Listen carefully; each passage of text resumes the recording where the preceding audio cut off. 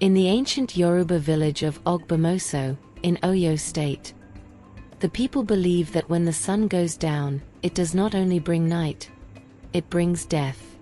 And before we begin, please don't forget to like, subscribe, and give this video a thumbs up, so we can keep the spirit of African folktales alive and strong. For 300 years, no one has lived to see the morning, after stepping outside beneath the first star. But one night in the early years, a young man named Adunni, the drummer's son, walked into that cursed village. In his hands, only his father's talking drum. In his heart, a secret so heavy, it could save them all, or end Ogbomoso forever. The sun was falling behind the hills, painting the Nigerian countryside in gold. Adunni, the drummer's son, walked with his talking drum tied across his back. His mother told him, "My son, your legs are strong.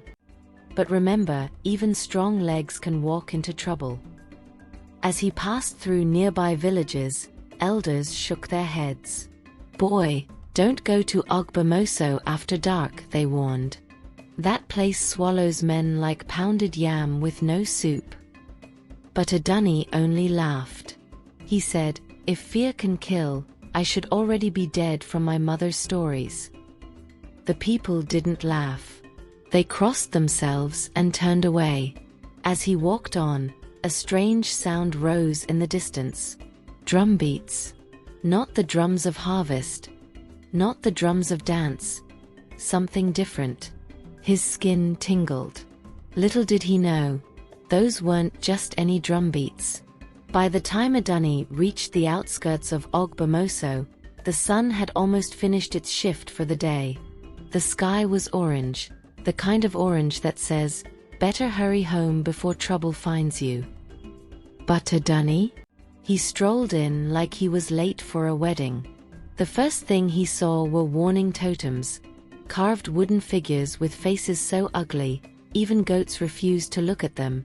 Each one painted in ash and palm oil, standing guard like silent policemen.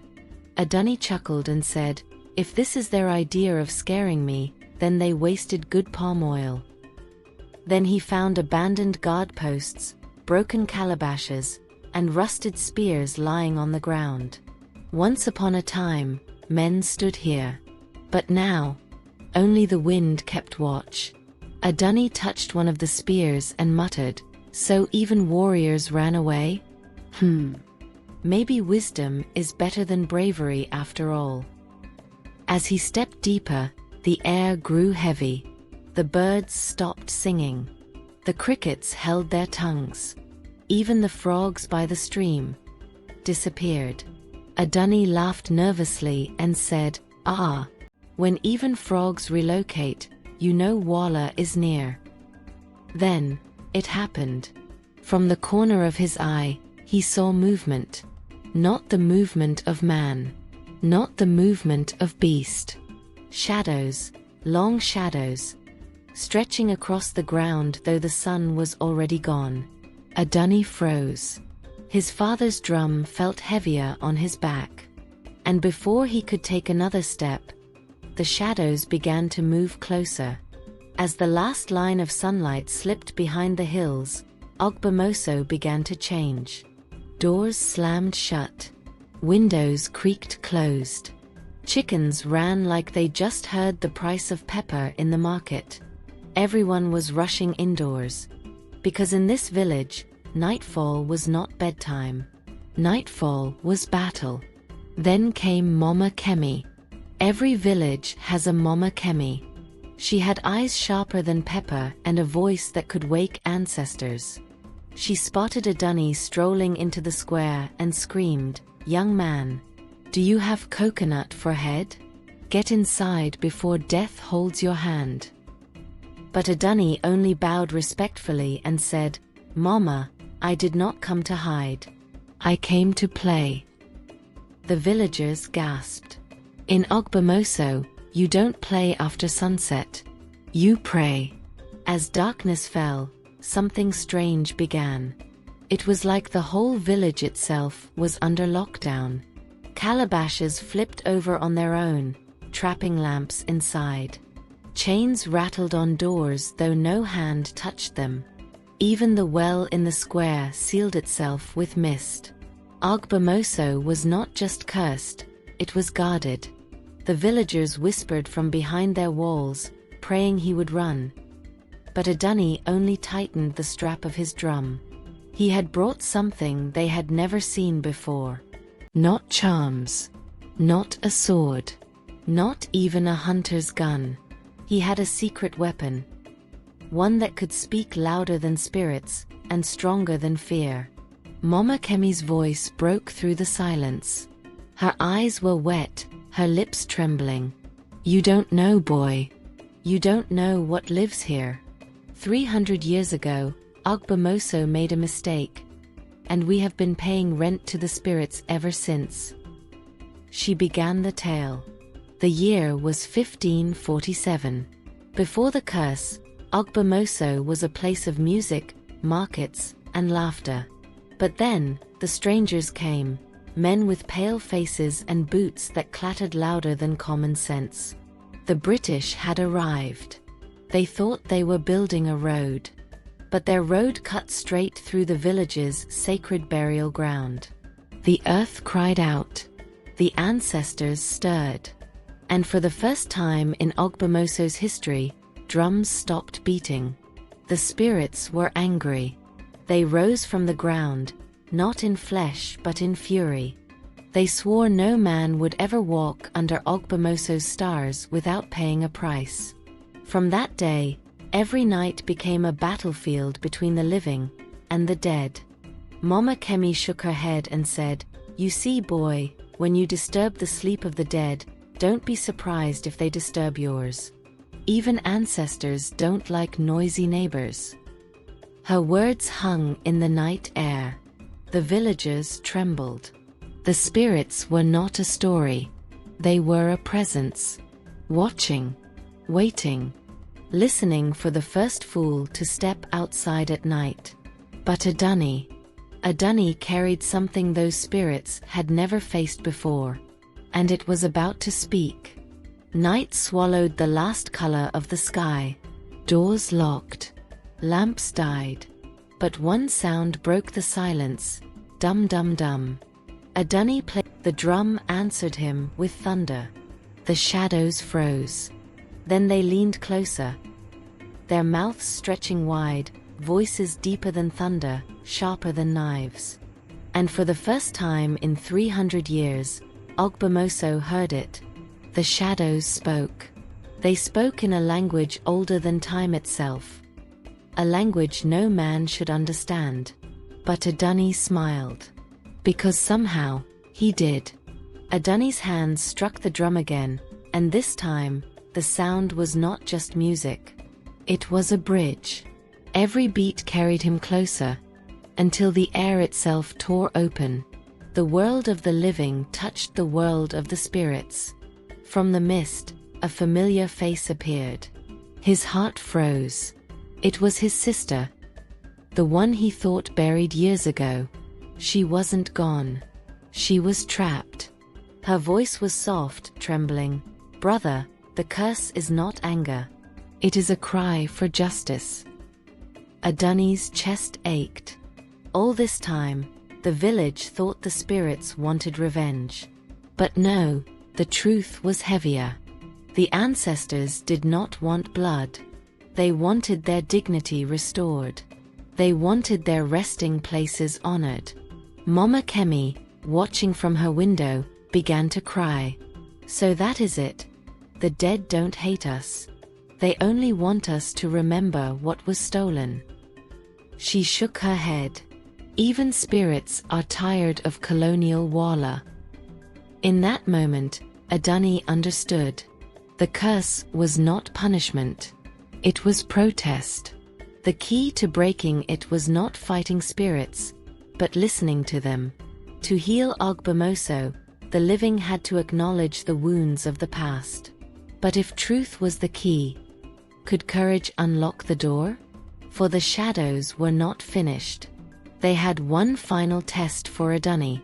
By dawn, The shadows had retreated, but not in defeat. They waited. Adunni knew what he had to do. For the first time in 300 years, the people of Ogbomoso gathered in the village square. No hiding, no running, only truth. Adunni raised his drum and struck it once. The sound rolled through the air like thunder, but instead of fear, it brought silence. Tonight, he said, we speak the truth. The spirits are listening. One by one, families stood. Some confessed how their ancestors worked with the colonials, guiding them to sacred grounds. Others admitted their silence, how fear kept their mouths shut while graves were broken. Mama Kemi shook her head and said, "So our ancestors sold land, and we have been buying curses ever since. Debt that even grandchildren can't pay." Every confession was followed by the drum. Adunni played, and with each beat, the ancestors answered. Their voices, no longer angry, grew softer, forgiving. The drum was no longer just an instrument. It was a bridge of mercy. Tears flowed. Men who had never cried wept like children. Mothers held their babies closer. For the first time in centuries, Ogbomoso was not a village of fear. It was a village of truth. And truth, when spoken together, is stronger than any curse. But even as the ancestors forgave, one last shadow remained. A shadow that did not come from the spirits, but from the living. But just when the people thought the curse was breaking, the air grew cold. From the far side of the square, a figure rose. Taller than the rest. Darker than the rest. The lead shadow stepped forward. And it was no ordinary spirit. It was the first chief of Ogbomoso himself. The one who had betrayed the sacred grounds. He had sold his people's resting place to strangers. And for 300 years, he carried their anger like fire in his bones. His voice thundered, "You call this truth? Where was your truth when I was alive?" Adunni beat his drum with both hands. The sound clashed with the shadow's roar. It was not just a battle of noise. It was a war between guilt and forgiveness, shame and healing. The villagers trembled, unsure who would win. Then, from the spirit realm, a soft voice called his name. Adunni. It was Folklore, his sister. She stepped forward, shining like the morning sun. "You are not fighting alone." With her voice and his drum, the spirits began to change.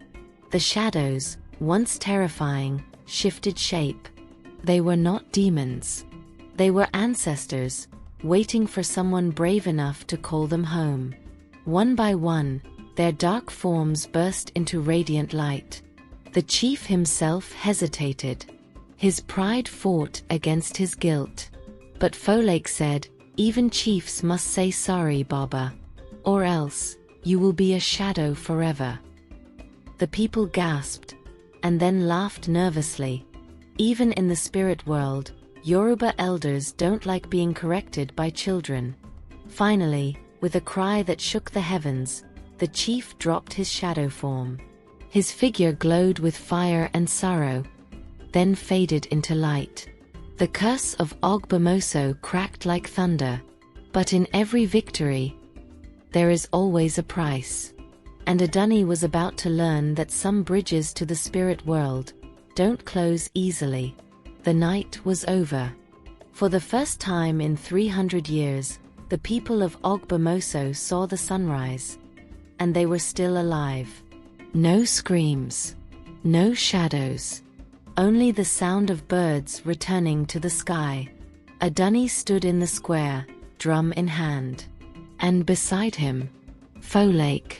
Not as a ghost, not as a shadow, but as his sister once more. The crowd gasped, then shouted with joy. Mama Kemi even fainted, then quickly got up and said, "Ah, I was only stretching my back. Oh." Ogbomoso was no longer a cursed village. It was a blessed one. The people learned that the past cannot be erased, but it can be healed if truth is spoken and honored. From that day, every sunrise was celebrated with music, dancing, and prayers to both God and the ancestors. And Adani? He became the first drummer chief of Ogbomoso, a leader with rhythm, wisdom, and sometimes too much pride in his drum solos. But the village forgave him. After all, anyone who can argue with shadows and win deserves his own beat. So if you ever pass through Oyo State and you hear drums at sunrise, remember the story of Adani, a boy who faced the darkness and turned it into light. Because truth, courage, and love will always outlive fear. Thank you for listening, my people.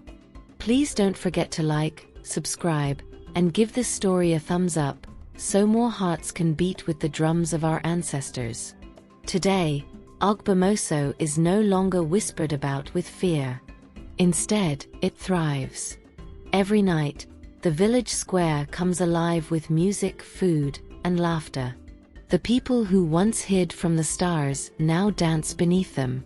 The legacy of Adani's drum is not just about breaking a curse. It is about remembering who we are. In Yoruba land, we say, "Aki fi iten parenian." We do not kill people with stories, we keep them alive with stories. And that is what the people of Ogbomoso chose, to honor both the pain of the past and the joy of the present. And of course, Mama Kemi still tells everyone, if not for me shouting that night, the boy would have died. He owes me 2 baskets of yam. Some things never change. My people, every family has its own story. Stories of strength, mistakes, survival, and love. Share yours. Pass them on. Because the strongest villages are built on truth and memory, not fear and silence. But Ogbomoso is not the only village where the night carried a curse. No, there are others. Next week, we explore a place where no rooster dared to crow after midnight, because the dead would answer back. Thank you for joining me on this journey, my people. Please don't forget to like, subscribe, and give this story a thumbs up, so the drums of our ancestors keep echoing far and wide.